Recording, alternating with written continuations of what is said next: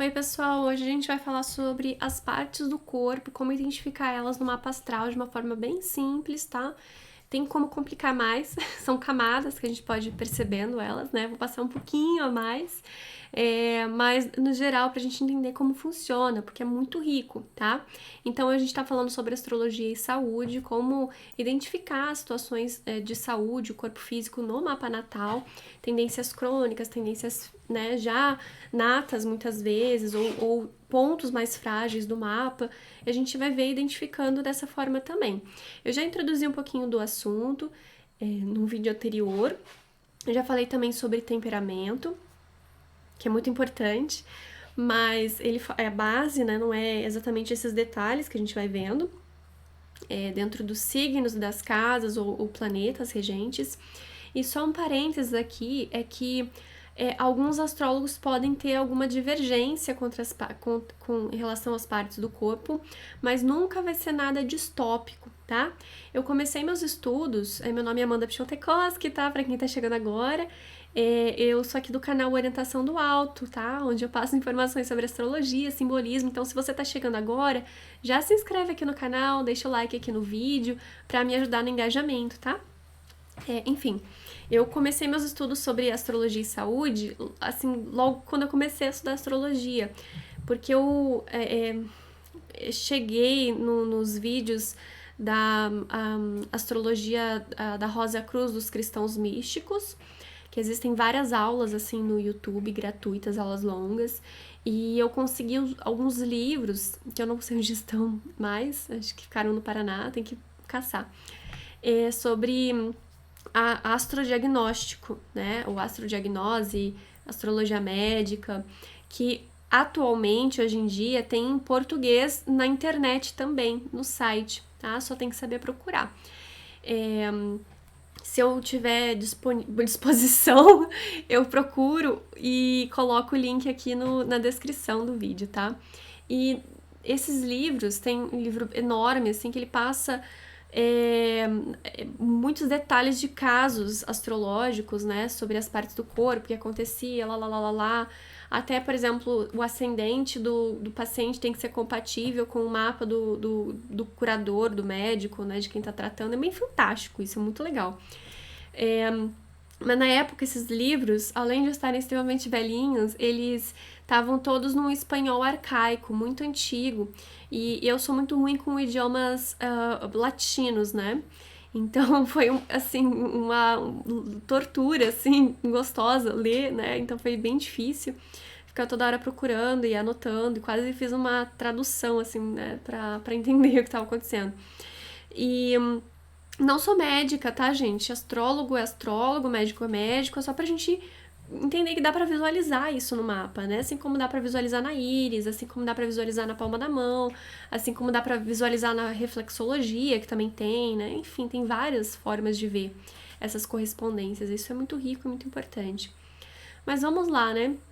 A parte de Áries, ou da casa 1, né, tem uma correspondência com a parte da cabeça, né, até a parte dos dentes superiores, até, acho que começo da vértebra aqui, né, primeira e segunda vértebra também. Normalmente quem vai ter muito forte essa energia de casa 1, de Marte, de Áries, pode ter uma pressão alta, ou dores de cabeça, ou sem querer volta e meia bate a cabeça também, né? Às vezes até algumas cicatrizes, assim. Eu já vou até fazer uma piadinha aqui pra vocês darem risada. Quando a gente avisa não tem graça, né? Mas eu e meu marido, tanto eu quanto ele, a gente é do signo de Áries, né? Calma, essa não é a piada. Tô enrolando muito. A gente inventou uma brincadeira de ficar dando cabeçada um no outro. Porque assim, quando. Se você dá a cabeçada, não dói em você, mas dói no outro, entendeu? Se o outro dá em você, dói em você, não dói por causa da questão do impacto, né? Ai, gente, aí eu me lembrei, eu falei, gente, parece dois carneiros, né? E Ares tem muito isso de demonstrar afeto com dor, com apertar, com... sabe? Aquela coisa assim, muito engraçada. E aí volta e meia, aí eu descobri um macete, que se ele vier pra dar cabeçadinha, eu dou antes, aí dói nele, entendeu? Tem que ser rápido. Aí, enfim, daí virou uma disputa e a gente resolveu parar com isso, porque a gente tava começando a se machucar. Nada a ver com nada, gente. É só pra vocês verem que como isso é, assim, engraçado e fantástico, essa questão da astrologia, tá? Deixa eu ver se eu. Enfim, no geral, Ares é isso, tá? Muito espontâneo, né? A touro, o signo de touro, casa 2, a casa 2 fala da amamentação. Eu acho isso muito importante porque eu vejo muita situação de saúde sistêmica, de dinheiro, de relacionamento, a partir de como você vê a sua amamentação, como foi a amamentação, como é que ficou marcado esse período pra você.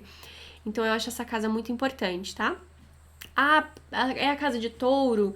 Gente, tanto faz. Se você quiser ver dessa forma, vê, tá? Eu vejo separado, mas pra astrologia médica é a mesma coisa. Touro, Quiron em touro, pode dar dor de garganta, amidalite, Quiron na casa 2 também. Não tem muito pra onde fugir, tá? É batata, assim, é bem específico. Então, são as amígdalas, laringe, faringe, essa parte inferior aqui, o maxilar, né, os dentes inferiores, a língua, o paladar, toda essa parte do começo desse sistema digestivo, né, a partir da mastigação, salivação, as amígdalas, toda essa questão da voz também, porque a voz tem a ver com Vênus, que é a manifestação sonora, né, que é o som que se fez, o verbo que se fez carne, a palavra que se fez matéria, né, e Deus disse, faça-se, assim se fez. Então tem toda essa relação, que touro tem a ver com matéria e também com o som da palavra. Já a palavra, a estrutura da palavra tem a ver com Gêmeos e com Mercúrio. Isso é muito interessante.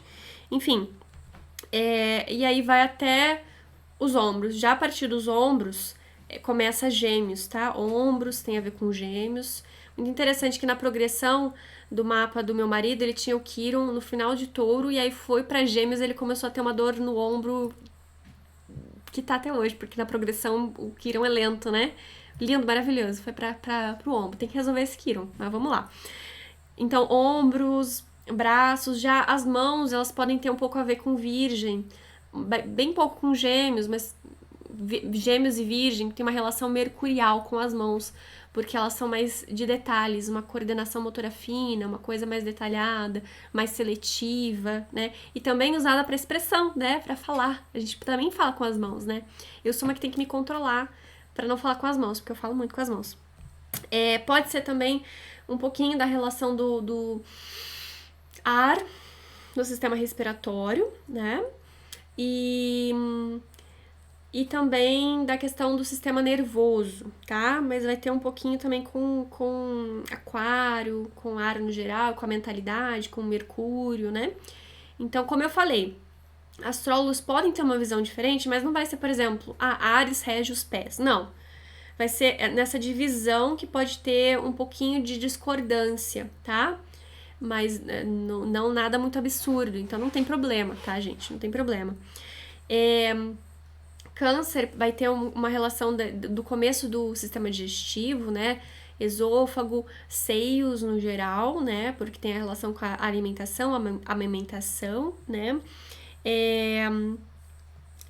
Alguns falam sobre o sistema reprodutor feminino por causa da lua, mas Vênus também pode ter um pouco de relação, Libra, Escorpião também pode ter um pouco de relação. Aí esse ponto vai ter algumas divergências aqui dentro da visão dos astrólogos, tá? Leão é muito interessante, tem uma relação com o cabelo, tá? Por conta da juba, já falei isso várias vezes. Vai ter relação também com as costas. Geralmente, quem tem leão forte no mapa pode ter as costas em evidência ou até mesmo uma sensibilidade muito grande nas costas, de sentir as coisas muito forte nas costas. Eu me lembro disso toda vez que alguém catuca nas minhas costas, eu detesto.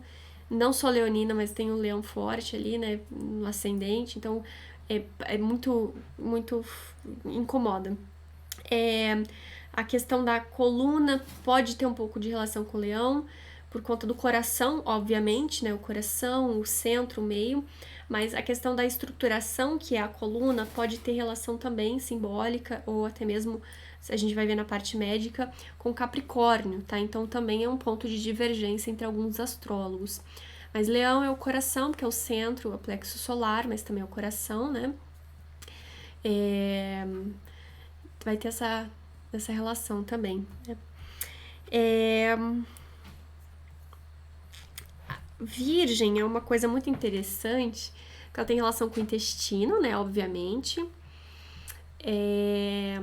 Tem relação também com a pele, porque o intestino, pele e o intestino, ele é o nosso segundo cérebro, né?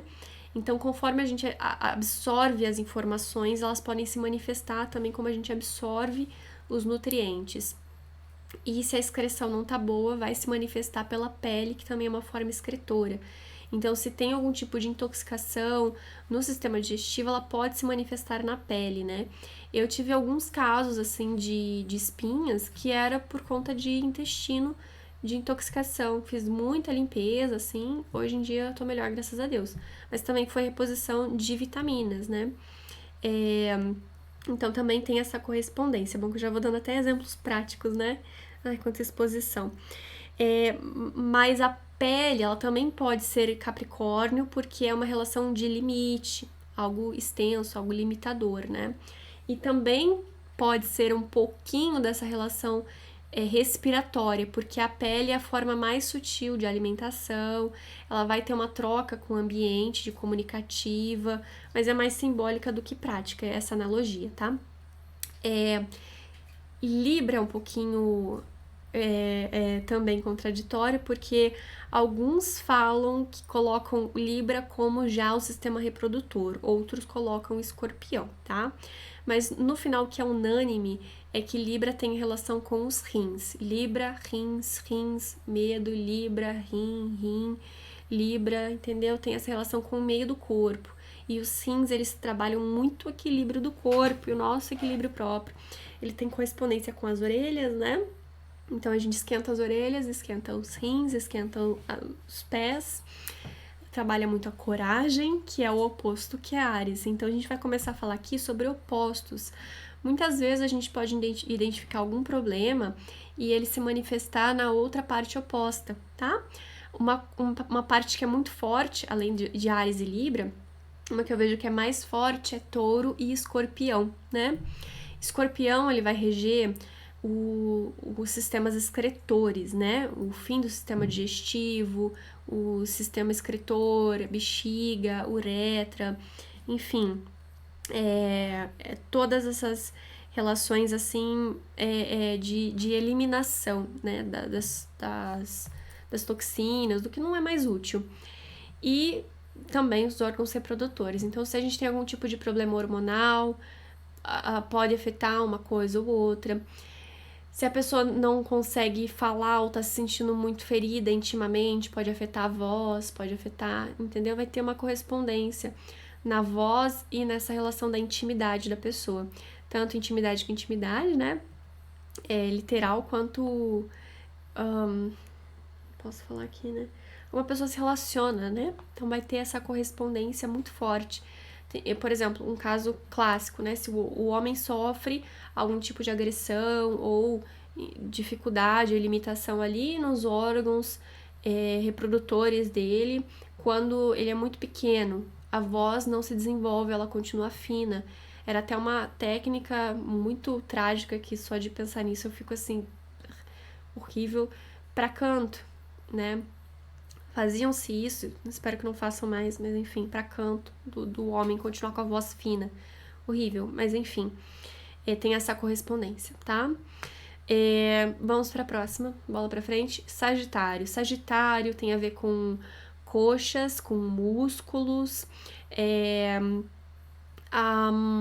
Alguns colocam olhos, mas olhos eu já vi bem mais específico a manifestação com Sol e Lua.